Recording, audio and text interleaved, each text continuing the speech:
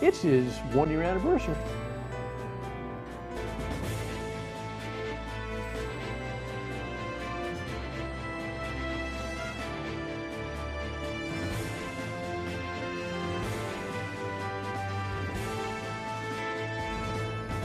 The Dan Yorke State of Mind program is brought to you in part by Lookout Rhode Island and Takeo Comfort Solutions. You know, there's a lot of folks in this community that, asked to come on this program, and there are a lot of folks in this community that were asking to come on this program, and it intersects every once in a while. But one of the things that I've been trying to get accomplished is to get the new colonel of the police in Providence to visit us, and it has only it's just like logistics. There's no thing, but we finally, as we look at the calendar, coincidentally have arranged for the new chief to be our guest tonight, and I'm really excited about that, in the midst of what is an honor for the former chief. Take a look at this headline. A big honor for former police chief Hugh Clements. Now, as you are watching this broadcast on Friday night, this has already happened, or Sunday night, of course. We record on Thursday afternoon in the midday, but as we record, this event is going to happen tomorrow for Hugh Clements. So a couple of coincidences, plural, intersecting there. Let's introduce the colonel of the Providence Police now. And has it really been a year, Colonel? It's been a year and a few days, maybe a week or so. It's amazing. Colonel Oscar Perez is here, and thanks so much. Appreciate it. Thank you. You having fun? Oh yeah, excellent. So I mean, that's 30 years. I'm enjoying the job. Every day I put this uniform on. I enjoy putting the pins on. I enjoy just the city. I mean, I grew up in the city. I love the city. It's a beautiful city. It's given me a lot. It allowed me to peak, to reach the peak of my career. And so yeah, I'm enjoying it. You had a competitive environment when Hugh Clements decided that he was going to step away. It was kind of an open process. It was a little bit clumsy, and I said so on the air, to have like the management staff of the Providence Police kind of competing on a public level. Did you feel like you had to do some play acting in order to get the job a year ago? No, I don't think so. I think that it was a great process. It's a process that, if you look at nationwide, major cities utilize. I got some friends of mine in this career. I've had the privilege to meet some great police chiefs, and they had to go through the same process. I think it's an open process to allow the public to have an input and a say, especially for a chief of police. This is the person that's in charge of the city, is responsible for the safety of the city, and so I think allowing that to occur in that process, and the mayor has been nothing but supportive of us, and I was actually happy that I was able to participate and actually sort of tell the community and tell the men and women on the job what your vision is for the department, and I feel good about it, actually. Go back in time then, tell me what that vision was as you articulated it, and whether or not it's kind of matching a year later. Absolutely. I mean, it was more about, getting the department to the next level, right? Continue to build on the foundation that Colonel Clements established, and I know you mentioned that earlier when we started the show. It's a great honor that they're going to name the auditorium after him, but continue to build on that foundation. But for me, it was to be able to implement my ideas, implement my own perspective, my own leadership style, and figure out how my leadership style actually fit with the needs of the department. And when I say the needs of the department, is having to do with technology, having to do with increasing community policing, having to do with the wellness of our officers. And so in the last year, I've been working on some of those things and even more. And so, yeah, that was the vision I had, and I was able to say that and recruiting is another big thing that we're going through, and that was also a big priority for me. And I share the vision of the mayor as well as far as the quality of life of our city. And so those are things. There's a lot of things. It's a busy city, like I said, but yeah, that was sort of like the message that I wanted to send at that time. Okay, so we mentioned Colonel Clements' deal. They're naming the auditorium. The auditorium is very nice, by the way. If you've never been to the police station, it's a place where a lot of press conferences are held, and I'm sure seminars and whatever working sessions you have in there. But to name the auditorium after him, how did that idea come up? Yeah, so I'm not sure. I know that it was because at the time I was already, I think I was a commander, and it was a resolution through the city council, and then at that point we took it over, and then we just had to finalize the date and all the other logistics of it. Yeah. He's established a pretty high profile with his cops program, side by side with Attorney General Merrick Garland, more recently on national television and the like. Does he tell you what? I got to catch up with him, but tell me, have you heard from him as to whether he likes his new gig? Yeah, I talked to the Colonel Clemens. Yeah, every now and then he likes the job. Obviously, he misses the city. He's done great, and we've had the opportunity to bump into each other at different conferences. We have a lot of mutual friends in common, and so we always share, you know, friendly moments as well as work moments, right? So yes, which is good stuff. I know he was high on you as part of the command staff, which I'm sure inured some value. I think he was high on the entire command staff, so it's probably very difficult for him as he had the 3 members of the command staff competing for the job. He stayed out of it for the most part, at least on a public level. Yes? Yeah, so I know that he was, because he was publicly where he stated that he was going to stick around for a little while and assist with the next selection of the chief at the time. So yeah, I mean, but on a public level, he never endorsed anybody. And, correct. And which I think was, you know, the right thing to do. You know, it's one thing to come in to an organization and fix what's broken. Mm-hmm. It's another to come to an organization that had developed a reputation for having been, you know, you're never completely fixed. It's such a fluid situation to run a police department. But I think one of the things that Hugh Clemens was successful in was kind of shedding some of the, I don't know, just some of the nonsense that went around the police department. He was known as a chief's chief. And although there was always something that would pop up in the normal space and time of policing, the department made a pretty good step up, didn't it, during his leadership? So yeah, I mean, like I said earlier, he built a foundation. If you think of any organizations and you think of any communities, we're constantly evolving. And so definitely, I mean, 12 years he was here. And so the chief did some outstanding work. And like you said, I mean, here I am. He was one of my mentors. I work for his command staff. So, right.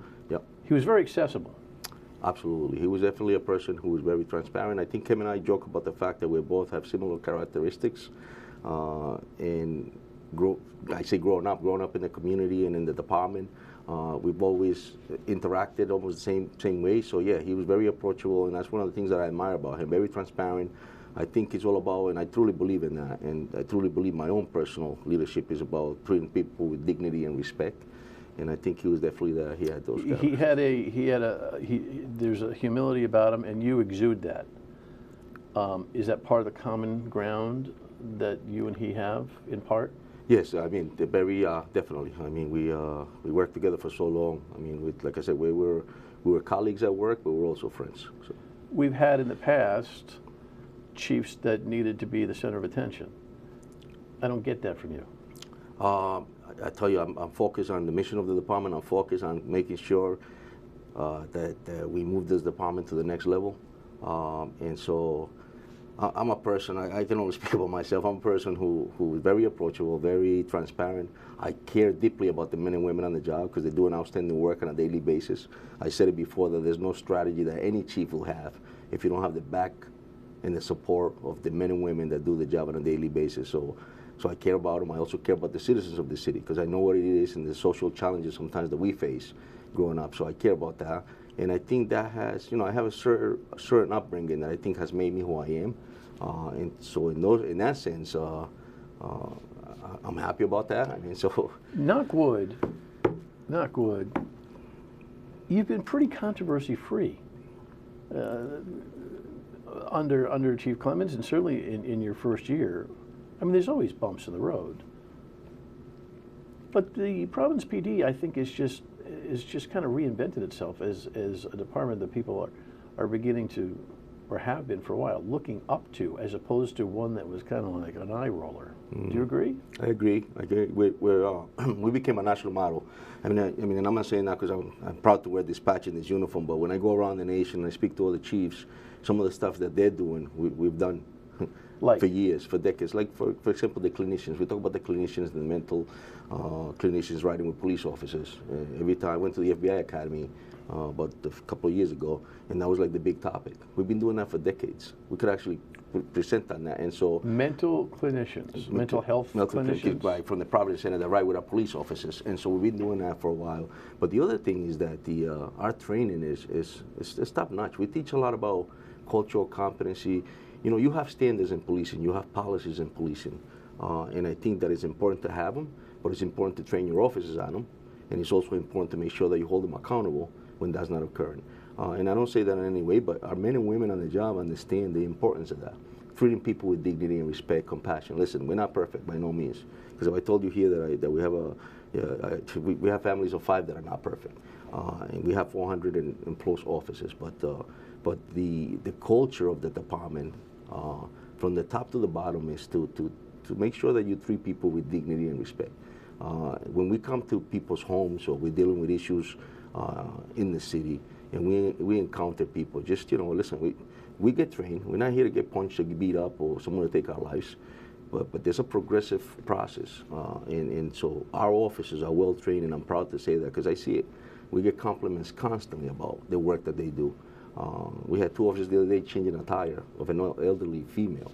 And that's stuff that you don't teach in the academy, that's in you. And so we're blessed.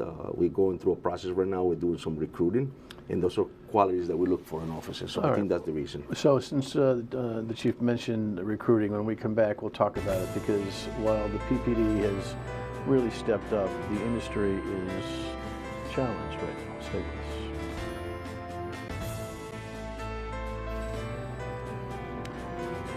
Yeah, well, you and everybody else, right? Rhode Island recruitment struggles plaguing local police departments. Look, ever since George Floyd, which seems to have been a pinnacle and pivotal moment in policing history in the country, we've had a lot of controversy. I am more than certain that police work on the ground evolves every day, and that story and others like it advise how to deal with conflict, and certainly interracial conflict between police officers on the street. But look, I think that policing and police unions really have to do a little introspective discussion about continuing to admit that the challenges are there, to be candid and transparent with the American public about what needs to be changed, because the industry is suffering. And this notion that you got to keep digging and digging for new recruits and quality recruits isn't going to change until we're able to say, when a kid is graduating from high school and one parent says to another, yeah, my kid wants to be a police officer, these days the eyes roll. Whereas it used to be, and it should be, congratulations. You know, criminal justice profession, you want to be a police officer, maybe in Providence, that's awesome. We're not right there now, are we? Yeah, so no, I mean, for Providence it has worked, and I do agree. I hear you loud and clear. I'm talking about the industry in general, correct. Not the PPD necessarily. Correct. Right? The industry has suffered when it came to recruitment because of the horrific incidents that have happened around the nation, as you mentioned. It definitely stayed in the profession in many ways, and it has. And so it was our job to ensure that we can sort of, you know, change that image. And what we spoke about earlier, the work that they do on a daily basis, it starts to change that image. So I'll tell you about the process that we have currently. We announce, and it is a struggle to recruit, because when you look at other departments, some of them may have 9 openings, may only have 5 people applying. So for us, we announced, we ended up with about 400 applicants. Out of those applicants, we wanted to continue to keep them sort of interested in the process, and so we did an open house, which was new, something that had never been done in the police department. And what that open house was tables set up. We had different specialized units come in and speak. We have officers that were diverse, actually speaking about the whole process in the academy. And so we ended up with we have right now a good group of good candidates, and we were able to select from that. But I think it had to do with the fact that you got to educate the public as far as what this profession is about, and also obviously do the right work. Because one thing is to say something, but then to do something is totally different. And again, I could have an incident tomorrow that it could be very questionable, and it has to be investigated, and we have to hold people accountable.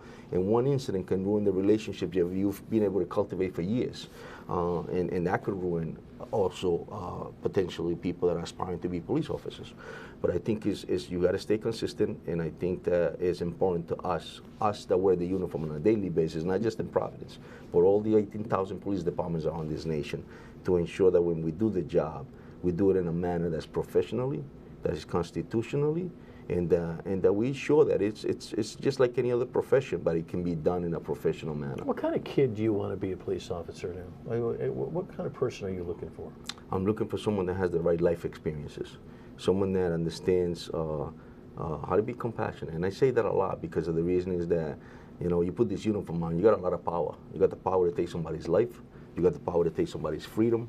You got the power to go into a house and kick a door in when there's kids in there. And so you have to make sure that when you treat people with all that power, that whatever is that whole procedural justice, right? When you, even though you have to do the job, you have to make sure that you treat people right, give them a voice, stay neutral.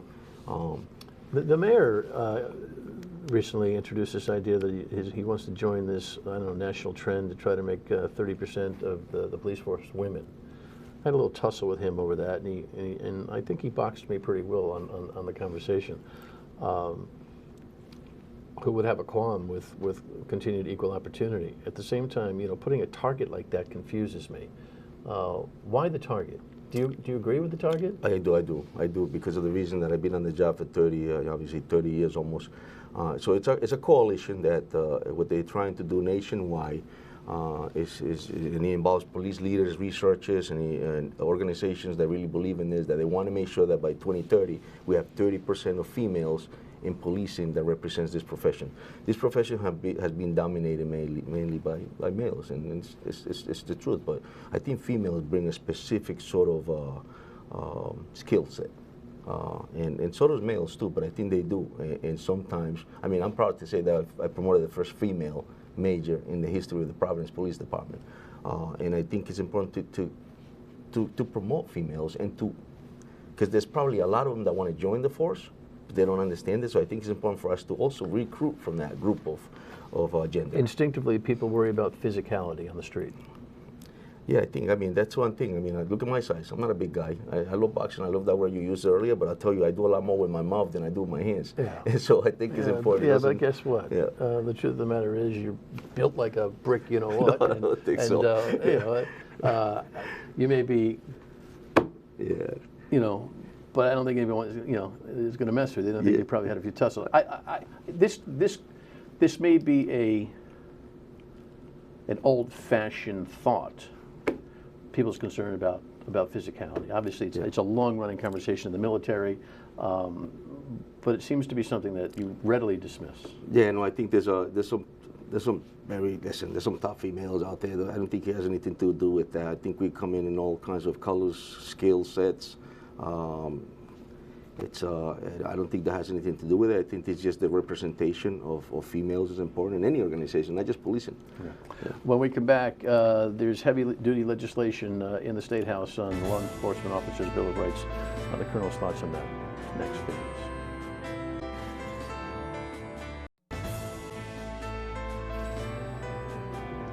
All right, well, this is not a few-minute conversation. This is a long conversation, the Law Enforcement Officers' Bill of Rights.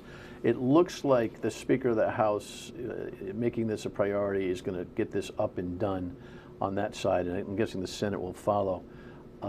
Police Chiefs Association has had its own long-standing interest in revising the way police officers are disciplined. The bulk of the legislation, although there are idiosyncratic changes that are going to be negotiated, takes the 3-officer panel that reviews disciplinary issues to a 5-person board, at least one lay person on there, and/or more court-oriented, at least on that level. You support the changes? Absolutely. I think there's got to be, I said it vocally before. I actually said it at the public forum. I think it's important to have a chief that has at least some autonomy and authority when it comes to discipline.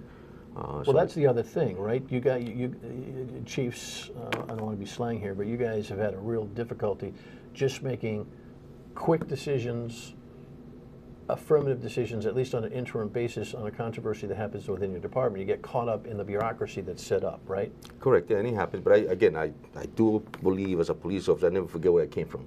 This is a difficult job, and you have to make split-second decisions. Sure. And I think that there's got to be some sort of due process for the officers. But I did say also that it's important to be transparent, especially when you have those controversial issues with the public, because they think there's a perception that there's something being hidden. But the other thing is important is to be able to have a chief given the power to ensure that he can deliver discipline when it's necessary. I mean, 2 days, sometimes it requires more than 2 days. Sometimes you go to a Bill of Rights hearing and you only end up with 5. You may only end up with 10, when you could have saved a lot of that and then just and handle the punishment. So I do agree with the fact that it should be a more like there's some suggestions. So I'm sure the rank and file would want as much protection as they can carve out, because cameras on them, on a full shift, have changed so much. It's a lot of pressure. It's a lot of pressure. But at the same time, I wonder if the rank and file also wants this reform. I mean, the unions have kind of acquiesced to the idea that there's got to be some changes. But if anything can end up building more community trust again, that there is no blue wall that protects police officers with impunity, that's going to help your recruiting, isn't it? yeah, I think recruiting definitely will help. But I think to your point, as far as whether the officers like it, I think everyone, not just Providence, anybody that puts a uniform on, we know when we take an oath on what we're going to do. And there's sometimes controversial issues and questionable issues that occur, because use of force is never pretty, and that's usually what ends up in a Bill of Rights, or even just off-duty incidents, whatever the case may be. But that being said, I think that is important to show those potentially people that want to apply to become police officers that there is a process in place, that there is due process to be protected, but that there's also, you're held accountable. You could be disciplined to a certain amount of days. I think what's important with the Bill of Rights is just to ensure that it's a fair process that gives enough due process for our officers, but it also gives authority to the chief to deliver quick discipline when necessary. Makes sense. Great to have a visit. Don't be a stranger. Congratulations on the year. Time flies. You're having fun, right? Thank you, sir. And you are having fun. I am having fun, yeah. There was one thing at the beginning of the year, somebody said that it's a honeymoon phase. And so it took a while, but I think at this point I'm starting to enjoy it. Honeymoon's over. Yeah. All right. Final word when we come back. Stay with us. Thank you. Yeah, the Providence Police Department, when's the last time you really felt bad about it? It needs more recruits. It's good to have your kids become officers.